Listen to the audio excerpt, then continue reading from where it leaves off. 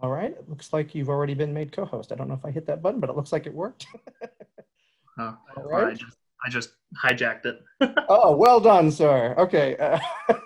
All right, I'm pleased to introduce our session's last speaker, and it's been an amazing session so far, and I know Jake's going to keep it up. So this is Jacob Lindale from the Warren Lab at Duke University, and he's going to tell us about exploring new spin physics for high and low field SABRE. Please take it away, Jake. Thank you, Boyd. And I want to first start out by thanking the selection committee for inviting me to give this talk. I really am very passionate about kind of the stuff that we're going to be talking about, because it is really, it's fun to find new spin physics in a field that's as old as magnetic resonance. So generally what our lab has been motivated by recently is what we would like to do in SABRE is explore exquisitely and very extensively how spin order evolves from the parahydrogen species to specific targets for us.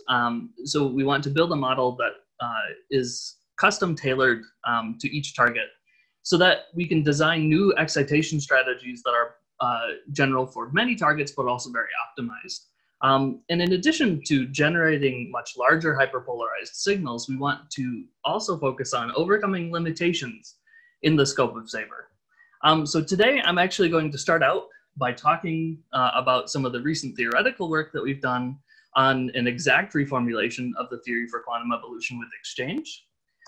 I want to introduce a new tool for exploring design strategies of next generation SABRE experiments that I have actually used recently to redesign new methods for broadband phase coherent generation of SABRE at high field, which is based on some of the comments I've been hearing would be very exciting for a lot of people. So let's start with the theory of quantum evolution of exchange. Now in magnetic resonance, this is far from a new concept for us. In 1968, Binch published the unified derivation of quantum evolution with exchange, where he has this master equation here for a composite Liouville space, where you have the Liouvillean giving your coherent interactions, a Redfield relaxation matrix giving your relaxation degrees of freedom, and we know and love that this works very, very well in magnetic resonance. But he goes on to say for exchange that it's simple to generalize this equation, and then basically you just end up with this extra factor in equation 8. And my life would have been a lot less exciting if 7 to 8 was actually a valid assumption. Unfortunately, exchange does not have the same statistical properties as relaxation, so jumping from 7 to 8 is not really valid. But at the same time, this equation of motion has been known for 50 years, and we have 50 years of experimental evidence that support it. So trying to unify these things was something that I was very interested in doing. So this is actually the same traditional equation of motion for quantum evolution with exchange in the interaction frame. So I'm using sigma to denote my interaction frame, and the summation over Q just indexes over the different kinds of exchange modes that you have in the ensemble. So KQ would be a super operator that acts on your density matrix that basically for SABRE would do something like dissociate their ligand, or perhaps in a more classic system, you would use that for like ring inversion. And then it has a specific lifetime that's associated with it. And what I wanted to do was I wanted to not start from this point. I wanted to start at the base of the Dyson series, establish new correct statistical assumptions about the ensemble dynamics, and go from there. So we know exchange is a Poisson process. It just says that's an ensemble of discrete events that happen. But we can approximate it as a Wiener process, which is how we get up to a master equation, which is the continuous version of the Poisson process. And a Wiener process is very specifically delta correlated stochastic process. In addition to that, the operators KQ are really, at the end of the day, just projections onto different regions of that composite space. And projections are idempotent. So if you take these two things and start at the beginning of the Dyson series, you actually recover the traditional equation of motion as the second order term in the Dyson expansion. And it's actually the leading order term. But what's really cool is you can take these and not just stop at the second order. You can derive every single order of the exchange interaction, which then actually becomes an infinite sum that has a closed form solution, which is very cool. So what you end up, the only difference between your traditional equation of motion and your exact equation of motion, which is what we call the DMEX, is this scalar factor, which accounts for all moments of exchange over the period delta t and is a scalar correction to the equation of motion. Now, this differential equation is fully general, which is very exciting. It's not a SABRE-specific model. And actually, it's kind of funny because you do end up with this factor of 2 in the argument of the exponential in the general case. And that is true because you end up basically have to account for degeneracies so that you don't violate time ordering, which is very important to not violate time ordering. So to actually prove that this is a valid model and to do all the wonderful self-checks things, we started with one of the classic systems like S-trioxane. And this is the equation of motion for an abelian pseudorotation with twofold symmetry, which is just ring inversion. And what you can do is you can actually compress that DMEX equation into another closed form solution by writing this exchange superoperator as a traceless quantity, which is exactly the rho r minus rho kind of a form that you would usually see in most papers. And then the exact part of that, all of the higher order terms come in the scalar correction factor, and what we see in the convergence of the solution is that your convergence at an exchange rate of 300 per second is orders of magnitude faster. In the case of the DMEX equation, which is these blue dots, versus the traditional implementation for exchange. And this was even crazier. We pushed it past the point of the average lifetime of ring inversion. So at step size of 5 milliseconds, you only have like a 1.5% error in your solution. And that accounts for multiple exchange events happening during that delta t period, which is very exciting. And again, this has no computational cost to implement. Well, it does, except, you know, it's just the computational cost of calculating the numerical value of an exponent, but I think we all accept that that's very fast. So of course, we don't want to just test on S-trioxane. One of the most important things that we do with SABRE models is we try to extract physical rate parameters out of the system using these models. So what I want to do before explaining this data, I introduced just a parameter called sigma sub k, which is just the relative error in a predicted exchange rate that you predict out of the model. And you compare to just a highly converged result. So in this case, we were using a step size of 1 millisecond. And I was kind of shocked by this. The traditional implementation for a SABRE model basically had no region where it would predict the correct exchange rate with a 1 millisecond time step. Now what that means, and this is kind of indicative of this kind of a response, you just have to use a much more expensive small time step simulation or calculate higher derivatives and things like that when you integrate. But that is not necessary for DMEX when you add just that scalar correction. And we can actually expand that even to our DMEXFR2 model, which is our home-built SABRE-specific model that my colleague Shannon Erickson built.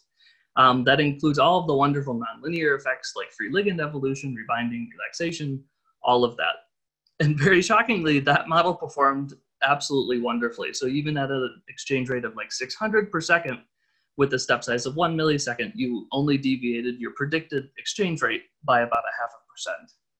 So what does an exact treatment that has this wonderful convergence give us the ability to do? You can actually now explore explicit simulations of fully complex systems. And the fun one that we like to think about is the bis-15N pyridine system. So the bis-15N pyridine SABRE system has 22 exchange coupled spins, and it has this huge 14 spin manifold that is the SABRE complex, which of course you have to do a good job simulating wherever you generate hyperpolarization so that your simulation is indicative of what you're actually trying to do. So what has been accepted in the literature is because 14 spin manifolds are difficult at best to simulate, you can truncate off these spins and then just leave maybe one ancillary proton. But actually within the DMEX, it's no issue for us to calculate huge 14 spin manifolds exactly. So what we can do is we can compare things like the 6-spin approximation, the dynamics under SABRE sheath mode, and then the full 14-spin full-blown simulation at multiple step sizes. And we see that the coherent evolution is highly differential when you try to truncate the system. But with the DMEX, because you have this rapid convergence of the solution at wildly large step sizes, you can actually push this out to 5 milliseconds and actually do quite well to compensate for the fact that you are simulating a huge 14-spin manifold. So of course, we also like to extract exchange rates like I was just talking about. And if you input a set of exchange rates and generate simulations on the 14-spin simulations, and then try to predict them out of the 6-spin truncated model, you end up generating, again, shifts in the exchange rates that you predict. So this is really important because it says for any system that we're trying to extract exchange rates out of with these simulations, we have to do a good job at modeling the system explicitly if we want to get realistic exchange parameters out. So that was this exact reformulation of exchange. And why you want to use this model to guide the derivations of new excitation strategies and explore phase space. But of course, before we do that, we need to actually understand what simulations to even give the model. And that's where I want to introduce this new tool for designing next generation experiments. So let's just take the normal case of SABRE sheath. We have the SABRE sheath Hamiltonian here, which I'll get into in a second. And what we want to do is we want to ask, how do we go from singlet order, which is proportional, to I1.I2, which is singlet order on the hydrides and thermal order on the 15N? And how do we get to SZ magnetization, which is maybe 15N spin polarization? So what we can do, and actually a wonderful way to do this is to look at it dynamically by doing a Taylor expansion of the evolving density matrix. So what you can do is you can calculate higher derivatives of the evolving density matrix to basically build out a spin operator pathway. And graphically, this is actually quite nice. What you can do is you can color code each one of the terms. Now I've chosen to color code the Zeeman terms together, my hydride-hydride coupling together, and my hydride-nitrogen coupling together. And what you do is you start with your term, I1.I2, that's your initial density matrix, and you evolve it and you commute it with its Hamiltonian. And the only term that doesn't commute with this initial density matrix is the JNH term, and its product will rise linearly in time, because that is what we're basically calculating out of this Taylor expansion. Then you can take one of two routes. You can either evolve under the Zeeman part or the JHH part, which will rise as t squared. And then you can do a third commutation, which is the third derivative, which will rise with the other complementary term in the Hamiltonian. Now, you generally get cycles like these. You will see a couple of them when basically the Zeeman and J coupling terms don't commute. They do commute with one another, which means you can take them in any order that you want. And then to get SC magnetization, you do one more commutation under JNH, and you've generated SC polarization. So magnetization is generated in 4 commutations, which means that it rises initially as t to the 4th power. Now, that was the ultra low field case. The high field case, it's nice to motivate this from the slick case, and actually this will come back to haunt us in a minute. We can start with singlet order. We can end up with Z magnetization actually in 6 commutations, or you can generate SX in the traditional lightsaber implementation in 4 commutations. There are 5 pathways to get here, and again, it is in the 6th derivative that you generate polarization. But actually, in either one of these cases, t to the 4th or t to the 6th power, the polarization does rise slowly, which means that this is a huge problem for quickly exchanging ligands. So now that I've kind of covered that, what I want to actually get to is how do we unify these theoretical tools that we have to actually answer issues in the scope of SABRE that have kind of been holding us back from maybe a broader audience. So I want to just begin by kind of reiterating the wonders of SABRE sheath. When we introduced it, it was very nice because not only could you use a half microtesla field very regularly or something very close to that to generate hyperpolarization, but given the non-specificity of each one of these matching conditions, you didn't really have to re-optimize the system to generate hyperpolarization. To do it better, of course, you need to re-optimize the system, but basically you can explore whole libraries of compounds without needing to re-tailor the experiment. Now, it does have some drawbacks. You can't really have quadrupolar nuclei near whatever hyperpolarization target you're looking at. And I actually think Ed Checkman, a student, is going to talk about all of the issues with having a quadrupolar nucleus near. Now, those issues aren't present, or there are other issues rather, present in high field SABRE.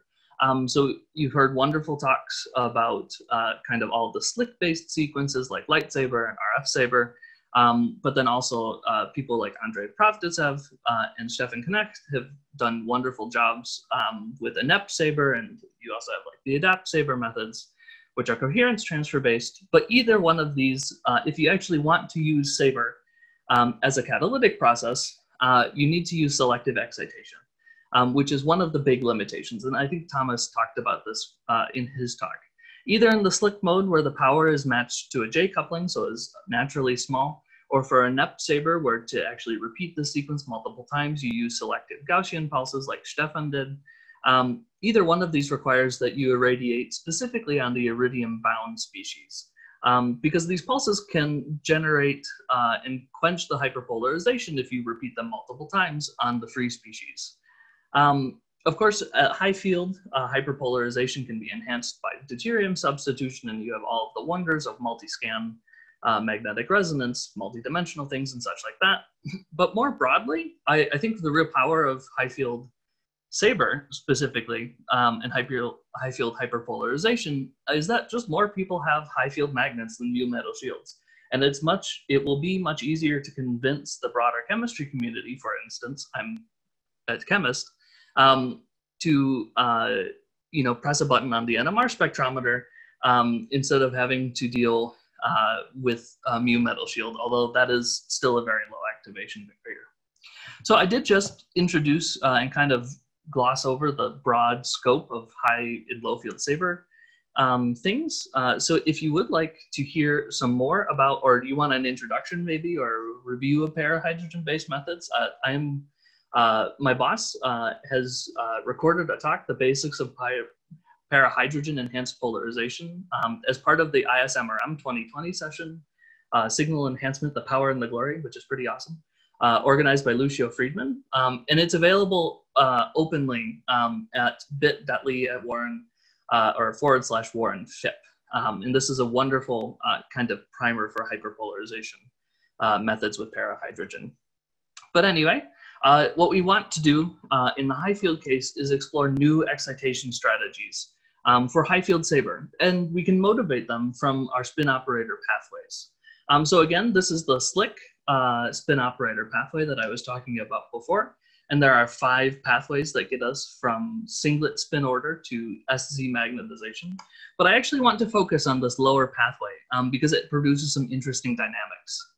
So in this pathway, actually, each one of the interactions does not commute with the interaction that comes after it, except for one junction actually right here, which means that this basically pathway doesn't have any cycles that you go through, like the other 4 pathways.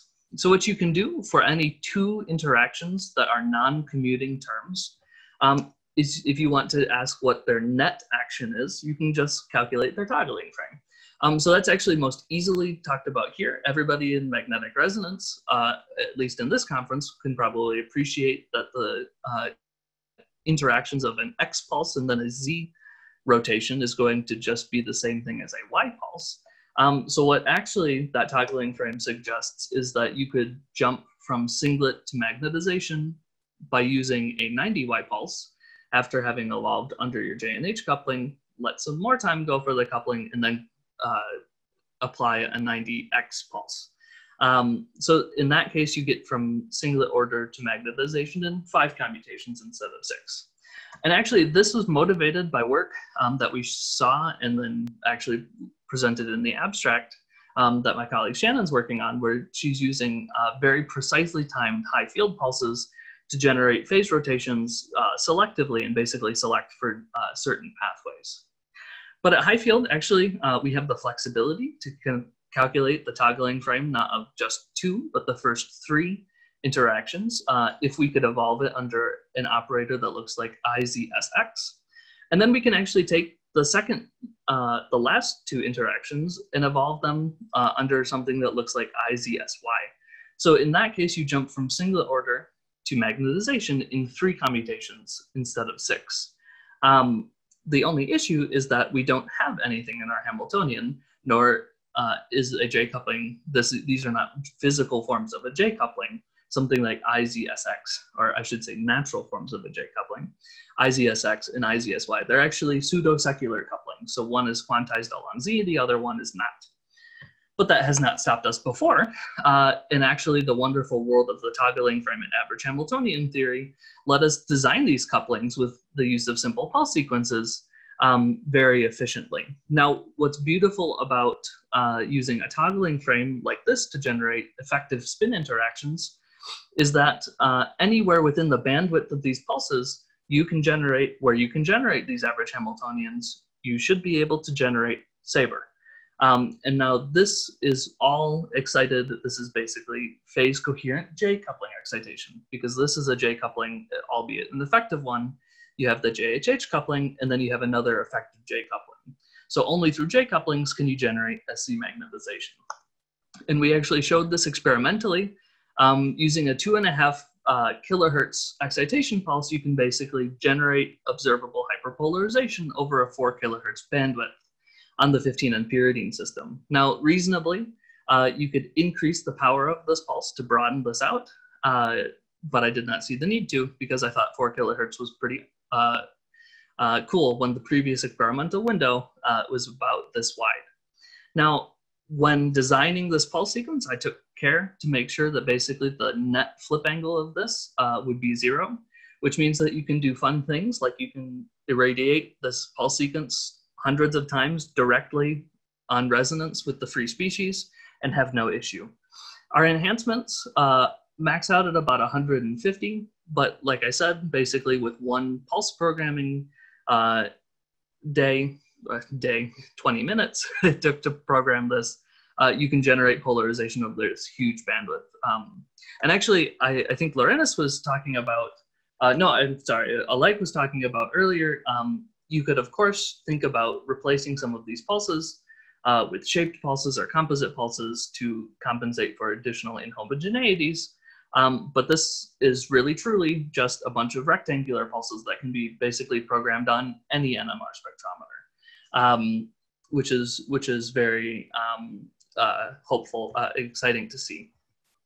So, of course, high-field SABRE methods have gotten into this motivation where we use 15N pyridine as the system always, but that is not particularly helpful given that the majority of SABRE experiments don't have a symmetric ligand environment. So in an asymmetric ligand environment, of course, you have more the Pasadena type conditions, and the spin physics here is actually quite different. So any of the slick-based methods without any additional modifications won't work for asymmetric systems. And then again, inept SABRE and coherent transfer type SABRE methods have this same selectivity issue. We actually introduced last year a proton decoupled light SABRE experiment that was built for ABX type systems, where we basically used strong spin locking in addition to a 15N slick pulse to generate hyperpolarization. But in this case, you needed something like a 1.6 kilohertz spin lock at 8.5 Tesla.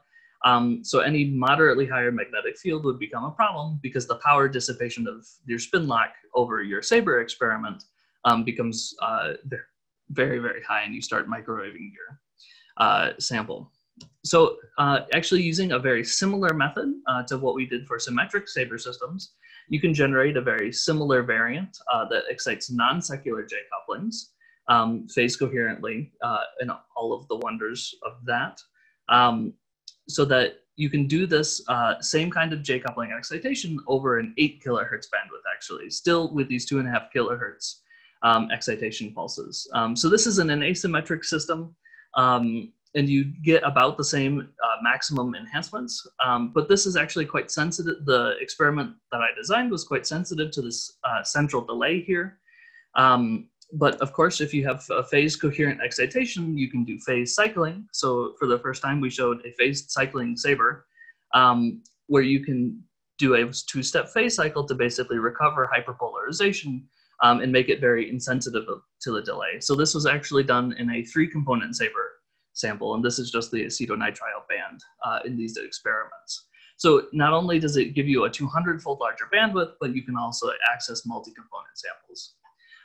So just as a review, I talked about our new theoretical model of an exact treatment for quantum evolution with exchange, and then our more recent results on broadband phase coherent excitation of SABRE at high field. So with that, I would like to thank, of course, my mentor, without whom none of this would have been possible, and then my colleagues Shannon Erickson and Xiaoqing Li, who work with me predominantly on the SABRE physics stuff. We have wonderful collaborators at many places and our funding. And I'd also like to thank our NMR group who've listened to me blabber on about fun math. Well, I think it's fun for the last year and a half. So with that, thank you very much. Awesome talk. That was very exciting. You might not be surprised. You have several questions, perhaps too many for this session, but I'll jump right in. First one, just curious, how does this model, the one you presented earlier, compare to using the Lindblad equation? That is a great question. So for my understanding, and I just this year must be the year for new master equations. With the Lindblad equation, you you can compensate for the fact that it's highly non-equilibrium dynamics, which is what Christian and Malcolm Levitt showed.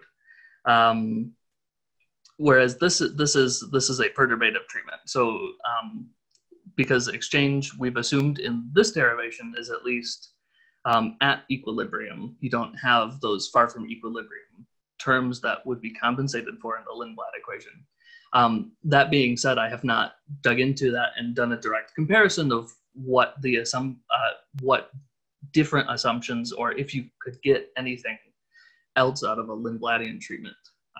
So I will end there. Okay. Next, how is it possible for the model to be exact, but at the same time be dependent on the explicit integration time step? That's the first part.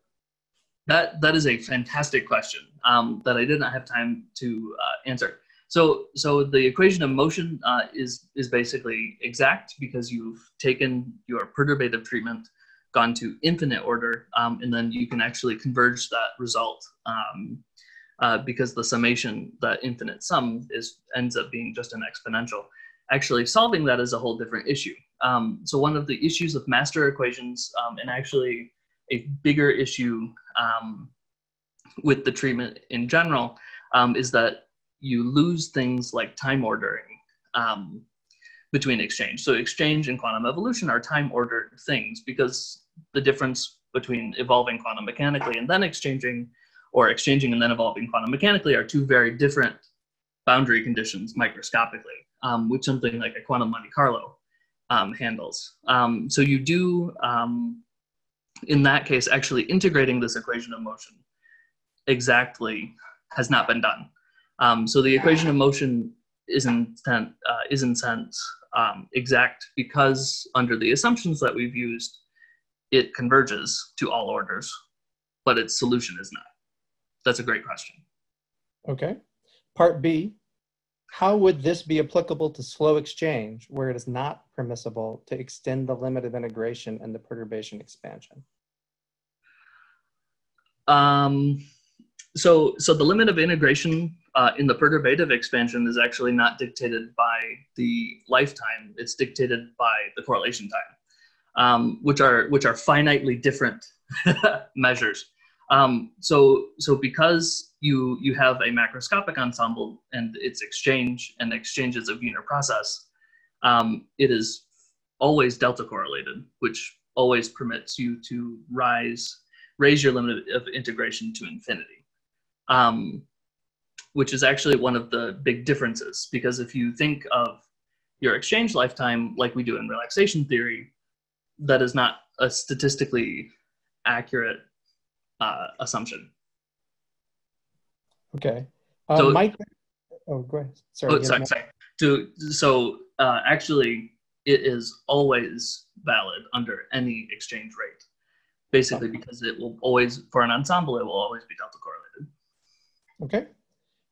Might there be a theoretical or computational advantage to looking at all the paths between singlet order and magnetization? Absolutely. So basically, when you do any kind of simulation, you automatically have all of those paths there. So doing that, and I chose this one because I was able to motivate these kind of jumps that get you from singlet order to SE magnetization quickly.